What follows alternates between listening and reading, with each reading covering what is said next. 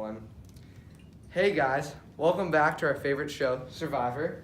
Here we have 4 characters: Creon, Holden, Alma, and Leo. Okay, so today we're gonna see who's lived their life the most humble.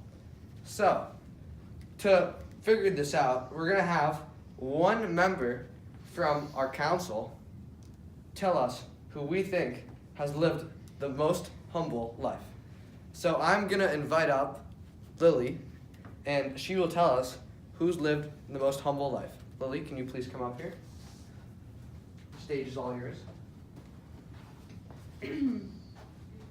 I have no questions. I have statements. Creon, you're blinded by the yearning to set an example for your people, but I admire your frankness with it. You have worked hard to get where you're at, and you started working way before you came to the island. So with my work ethic background, I give that credit to you. You knew that you needed to set a good example for your people, so you set aside any nepotism you may have had with the main goal of being a good leader.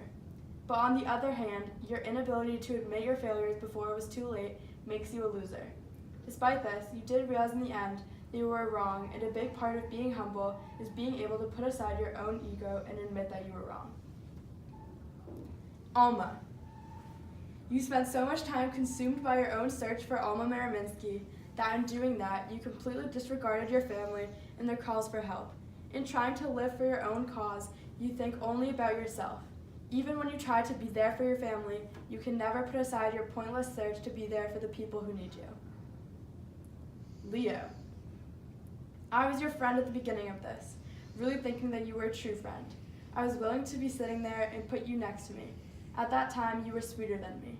I'm not a very openly nice person, but Leo, as you constantly try to gain attention from others, you disregard everyone and everything else in your life. Your constant dwelling on the tragedies that you have been through got you nowhere in life. By trying to gain attention all the time, you only ended up making meaningless connections with others and letting your life pass you by. Holden, you get through life by hurting and lying to those who love you. You're two-faced and manipulative to get anywhere you are in life. That's why you fail all the time. But Leo, Holden, and Alma go back a couple of times when Jeff Weena said to you, "What goes around comes around." It's here. You will not get my vote. My votes will go to Creon, and I hope that it is one vote that makes you lose the money. If it's not, so be it. I'll shake your hand and go on from here. But if I would ever pass you along in life and you are laying there, dying of thirst, I would not give you a drink of water. I would let the vultures take you and do whatever you want with you, no ill regrets. I plead to the jury tonight to think a little bit of the island we have been on.